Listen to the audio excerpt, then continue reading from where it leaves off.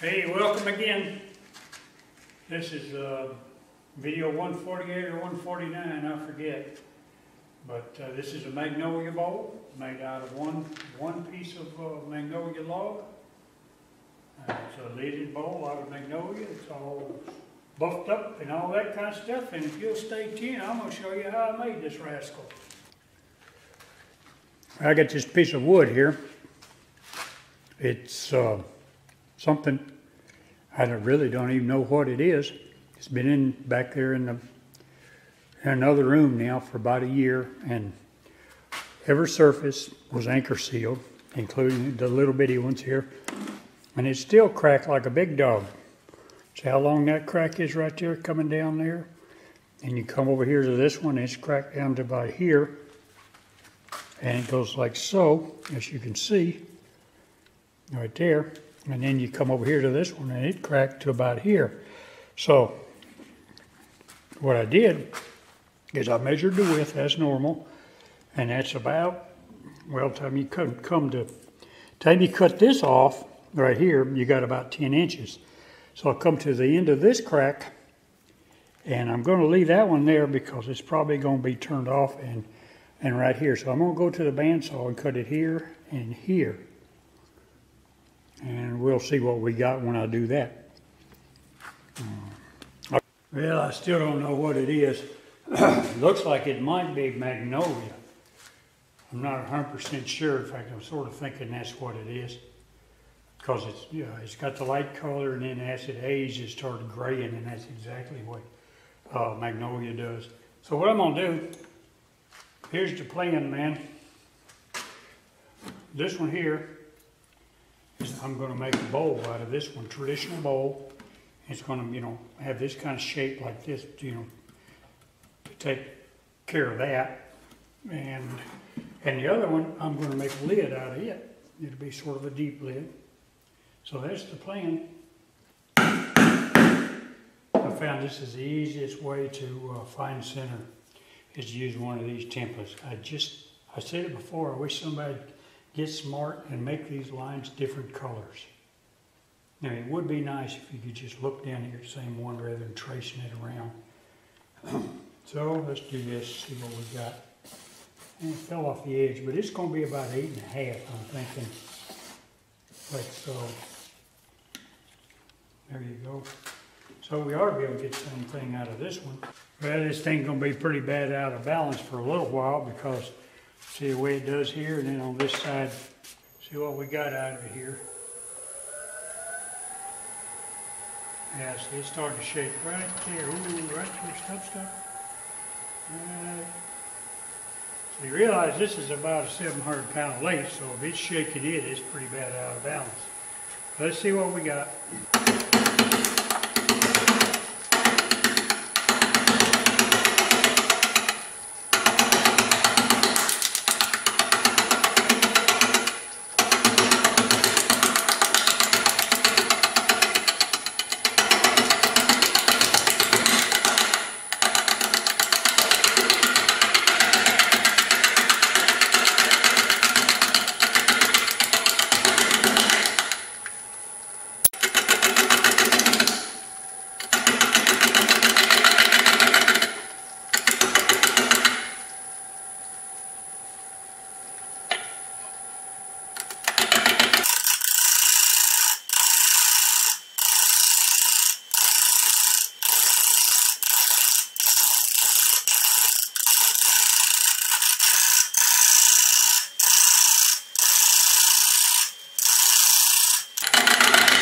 I don't know if y'all saw that or not. I drove my tool rest down about an inch right there.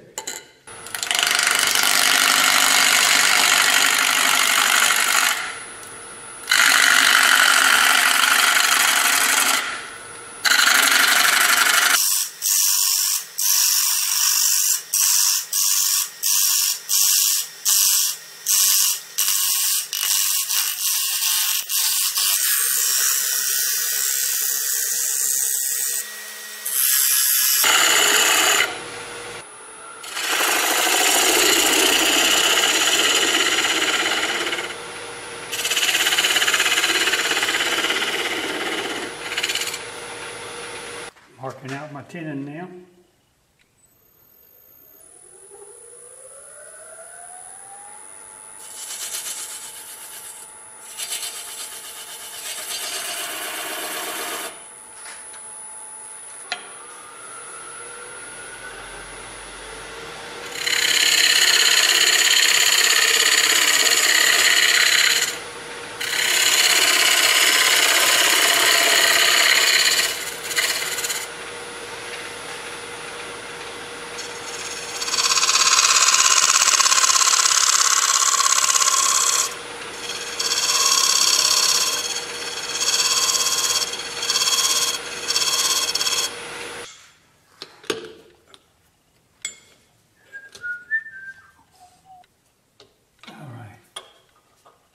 That looks good. That looks good, my friends. We'll loosen this just a hair. And bring this in. Maybe. Like that. And put some pressure on it. And let's see, do it this way. Tighten it up. It's the next day. In fact, it's 2 o'clock in the afternoon. Take my wife to the doctor today and just now got back. So I'm going to use a butterfly sander, knock all this down, and it should be more than dry. And it's 80 grit.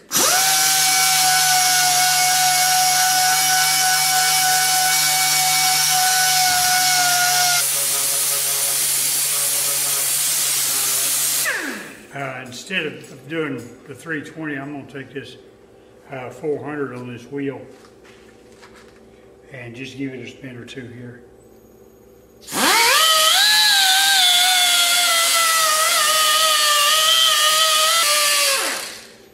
There you go. Smooth as glass, my friends. Smooth as glass. Blow it off real good, and then I'll put a little sealer on it. Time that dries, we'll be ready to flip it around. All right, let's see what we got now. Oh, it's going to be all right. This is Magnolia. First one I did of these when it was brand new turned out really white, but it's developed a sort of a gray color to it now. It's going to be a pretty nice little bowl. Well, believe it or not, it's been 5 days since I've been out here, maybe 6. What I'm going to do now is I'm going to go ahead and drill this forster bit hole up to about this hole right here. So let's get that going. Right about there. What I'm going to do first is right here. Man, yeah, it was just a hair loose. See, the wood sort of shrinks given time.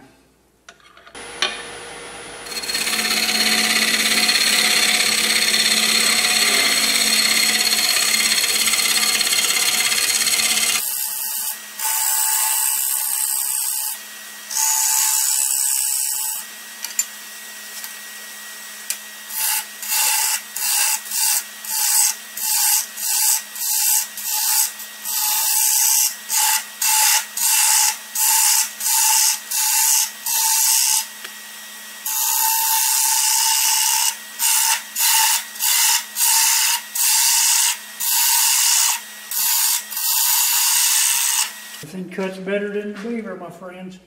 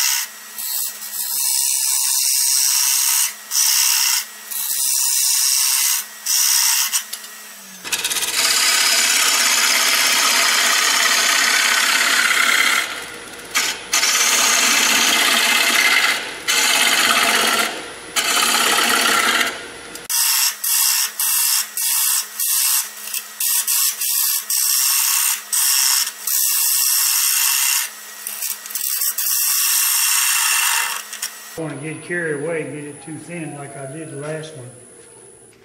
Feels awful thick, and it is. So we'll whittle some more.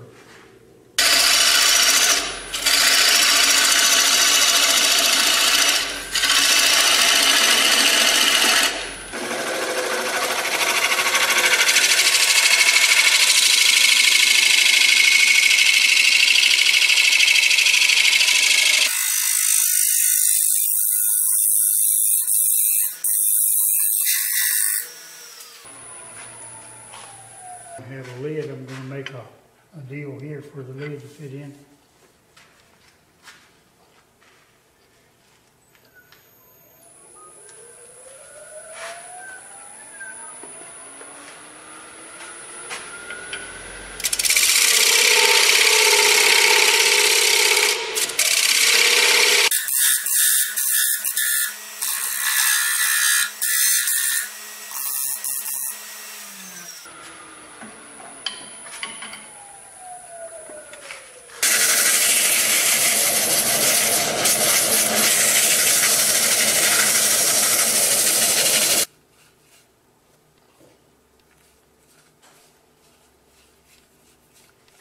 You see, I'm very okay.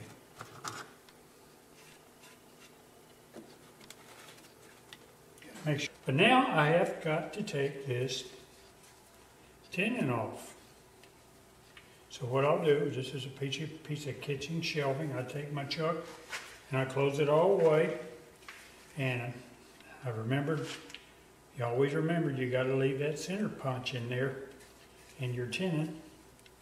And you bring it up here and you put it in the live center, and you bring it up here, just like so.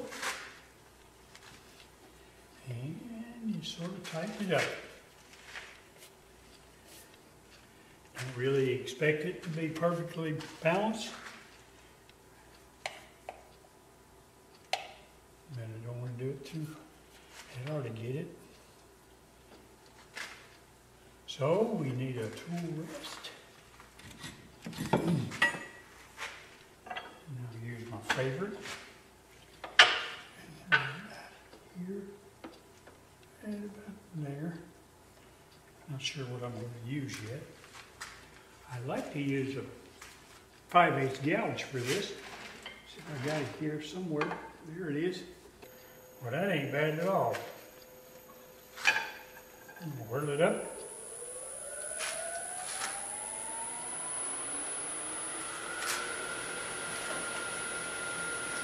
Then, shear on it.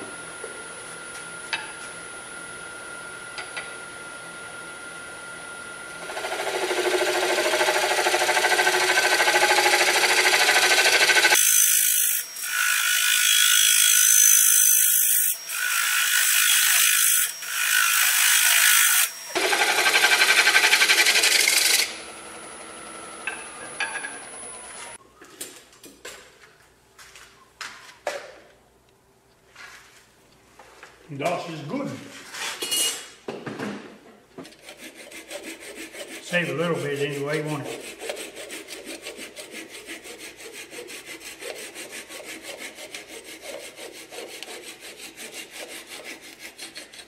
There we go. Put a little bit of dust and CA right there before I hit it with the sander.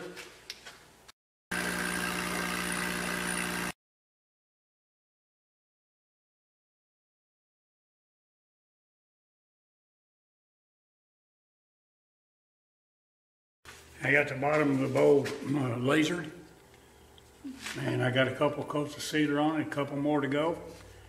And this is the other half of this particular piece of wood, and it's going to be the lid. I got it on a face plate with 8 screws, and while I was messing around, this thing developed some cracks in it. It wasn't anchor sealed, which is a mistake. But I didn't know it was going to sit there for no damn week either. So, doesn't much matter, that's what it is. What it is what it is, as they said, right? So, I'm going to start here working my way around the corner. Let's see how bad out of balance this thing is. Get out of the way, Larry. Okay, I will.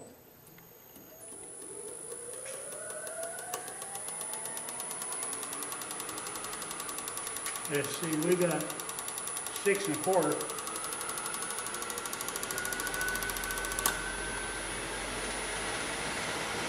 I can turn it all the way, it don't shake very bad. That's 1,000, that's my favorite place to turn. So I've already got the rest set up for the Beaver, and I'm going to start whittling.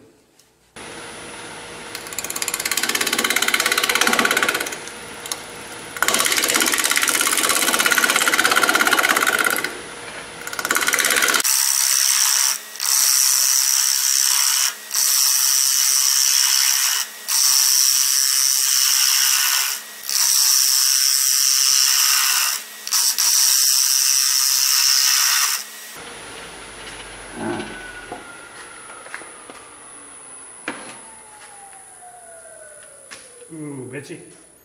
All right. When you're holding your tool here, I always hold mine down at the end. When you feel it trying to do a little bit of this, that's the time that you need to move your wrist in.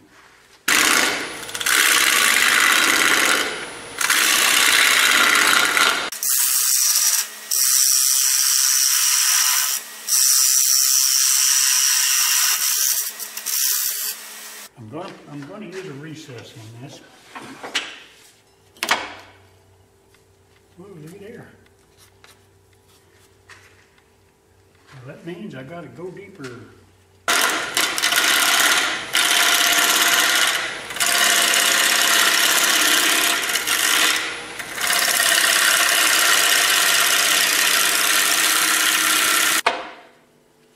So what I'm doing, I'm going to come in here, I'm going to get my width right here, but okay, I'm going to give it just a little right there. There you go. Now that's going to be my recess or mortise, depending on I guess what you want to say. I don't know. See what we got here. About here and here, I would say. Yeah, okay.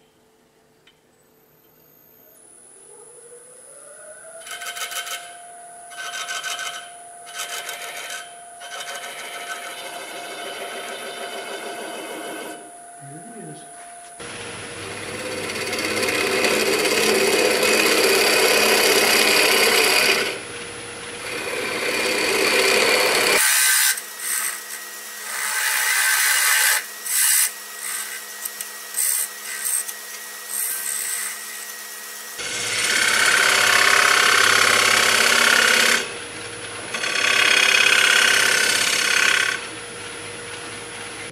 I know you can't see it, but I got about an 1/8 inch right there, and I can see the dovetails, and it looks like they fit in there real good. And it's not resting out here. The jaws are bottomed out, so that's a good deal. So I'd call that a fit, my friends.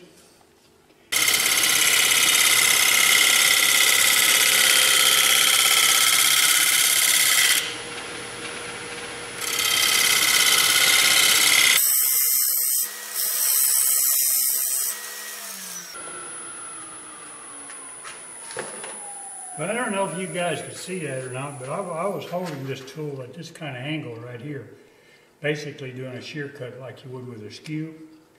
A lot of people say you always got to have it flat. Well, I never do that. But anyway, what I wanted to tell you was, when you do this, you really have to pay a whole lot of attention to your upper corner. Because if you come in here and you let that corner grab up there, it's going to rock and roll on you. And that's one reason I like to use these. This is an R2 cutter, which means it has a 2-inch radius. So basically you take a 2-inch circle, and this is the inside, the same inside as the 2-inch circle would be. That's where they get that at. 2-inch radius right there. Turned out pretty good. Little punkiness in here, but I believe that sandpaper takes care of that. Got a couple places here I need to address, which I'll go ahead and do, and then we'll hit it with some sandpaper, my friends.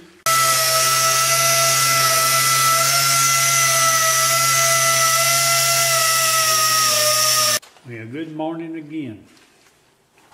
Seems like I only get to work 2 or 3 hours on something and I gotta go do something else. So I've got it all sealed and I got it sanded and steel wooled and it's really smooth except for a couple spots that were a little bit punky, but you know, I just sort of leave it a little bit of a natural look, but that's really nice there. Well, what I'm gonna do now is I'm gonna take this 1/4-inch gouge. I guess it's a gouge. Yeah, it's a gouge, but I think it's a spindle gouge that I put a swept back on. And because I've used sealer and all kinds of stuff, I'm going to clean out the dovetails before I put the other chuck on, because I can feel it's got some, you know, some places there, and they may hold the jaws off a little bit, cause me a problem later. So it's better to attack it now. And then the other thing I'm going to do is I'm going to cut this distance down right here. I'm going to cut it about halfway so it's not such a tall lid. I don't think it would look quite right. So let me do that. This won't take but a second. I don't want, you know, you come in here with this, and I've got this ground just perfectly, and you ride the bevel on it. Right in here like this. Come here and can't do that. It's in the way. Let me back this up. Come in here and you ride the bevel back here, see? Like this, and then you can come in and you just turn it like that. And that's about all it needs. But you ride the bevel and you bring it in and you do it just a little bit like that. Or you can come in, you know, you can reverse it and do the other side, I guess. I don't ever reverse this. I haven't found a real need for it yet. So anyway, that's that. So the next thing I'm going to do is I'm going to go ahead and take the Beaver. And for this one, I will wear a face shield. And I'm going to cut this down right here considerably.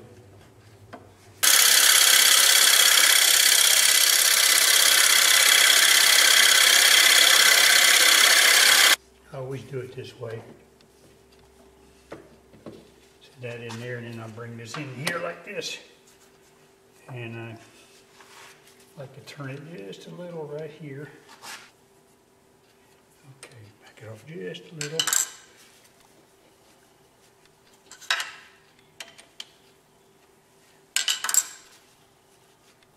All right, now we can tighten the heck out of it.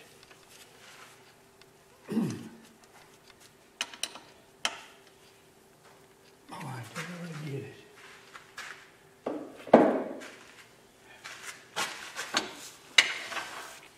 And we're ready to take it off and flip it over.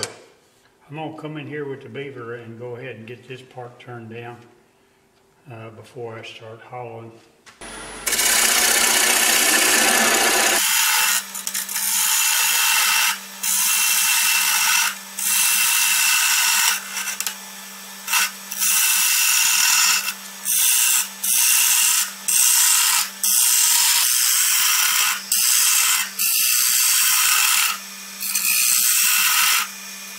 Well, it looks like I got a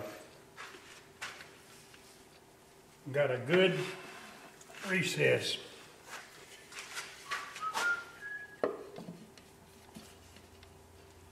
Oh, that looks good. Almost a perfect fit.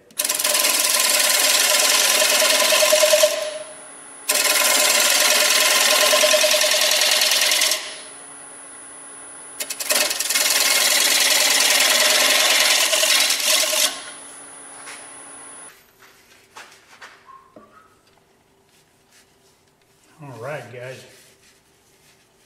Couldn't be no better. Makes you think I did this before, doesn't it?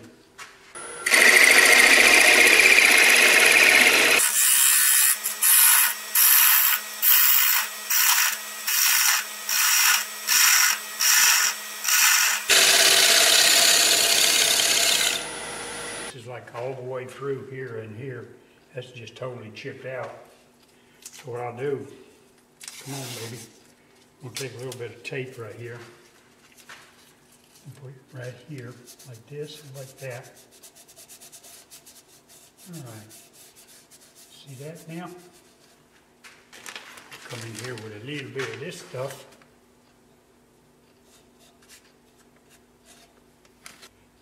Okay, and put a little bit of CA right here.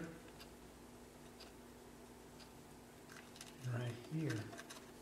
I'm going to put it up here. I'm going to use sealer for that. Now I'm going to come in here and put a little bit more on it.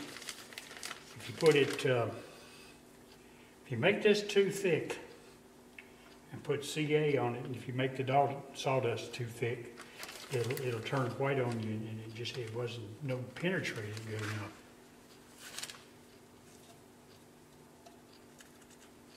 Plus it gets, I had some guy comment it something catch on fire because he put so much CA at one point.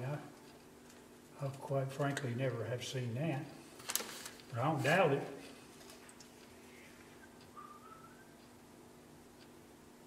And you saturate it really good. Okay. That's all I'm going to do right there. Yeah, I figure it's good and sit up by now. Some people say dry, but it doesn't dry. It sits up. It's a chemical reaction with the air. All right, let's see what we got here.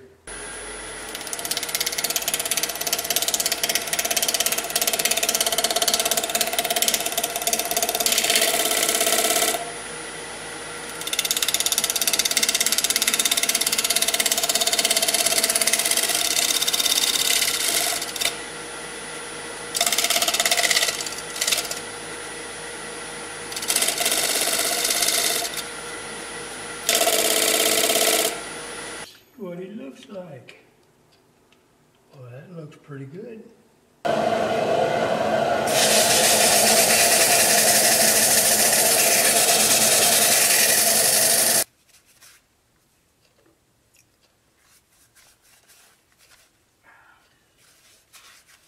going to take this off now because I can finish my sealing and stuff. Sealing and sanding off the lathe. What I've done here is I took a piece of the wood that I cut off with this in the beginning and made me a block out of it. And I went ahead and drilled my 1 inch hole there and place there center to center. Go between the centers.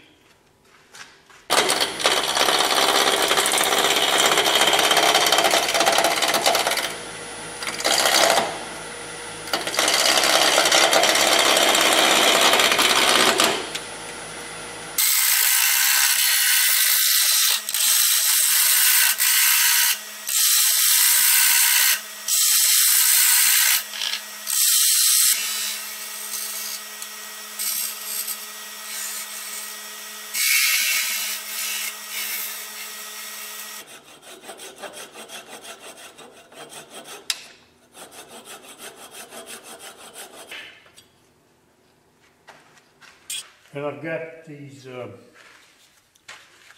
all sanded up. I hand sanded them. They're sanded with 320. Wore out 320, so they're more like probably 400. They're really nice and smooth. I did both the lid and the bowl. So I've got my buffing wheel out, and I put some of this stuff on this one. I call it jeweler's rouge. I don't know what it's called, and this is wax, carnauba wax is on this one. So now we're going to see if it'll buff. So I guess we're going to start, I think I'll start with the bowl because I'm not going to do the inside. It's looking pretty good already. And let's just see what happens here.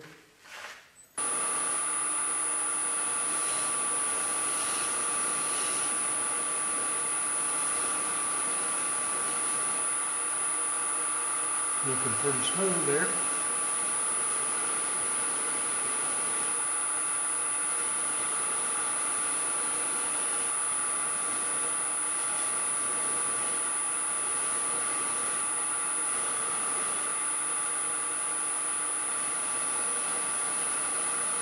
That, my friends, is like a mirror.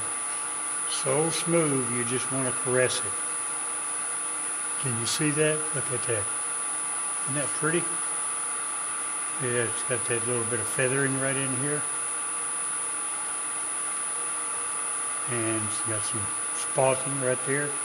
I guess that gray is just aging. When you get over here with this wax, you don't want to put any pressure. You just want to let it is basically rub the top. And you see the effects you get. Absolutely outstanding. Got some feathering right in there. That's really pretty. First saw it, I thought it was rough and started trying to sand it out. All right, I'm wrapping this up now. We're doing a little waxing on the lid, a little bit under there too. Trying to get a little more of a gloss to it. Looks really good. Very pleased.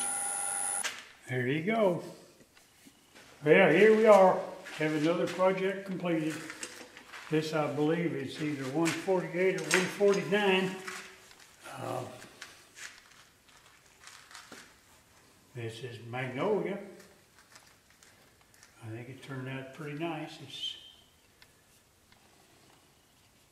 got some beautiful figure in it, right in here. And then over here, I can find it. There's some real pretty feathering right here. It's buffed with, we got 5 coats of min wax, sanded. It has absolutely nothing else on it, no oils, no nothing, just nothing but min wax cellulose sealer. And hand sanded, same thing with the lid. And the knob, I didn't video as much of it as I should have, but this is just a piece out of the same log that I, cut out and squared up and done like a spindle turn to make it, and it fit right into the recess for, for the chuck, the dovetail recess. So that's a good way to cover that up. And there's some pretty figuring in here. It all fits together nice. It's just enough looseness to where, it won't come off, but it covers it up. So, let me know what you think. Looks like I can't get away from this. A little better. And it turned out nice.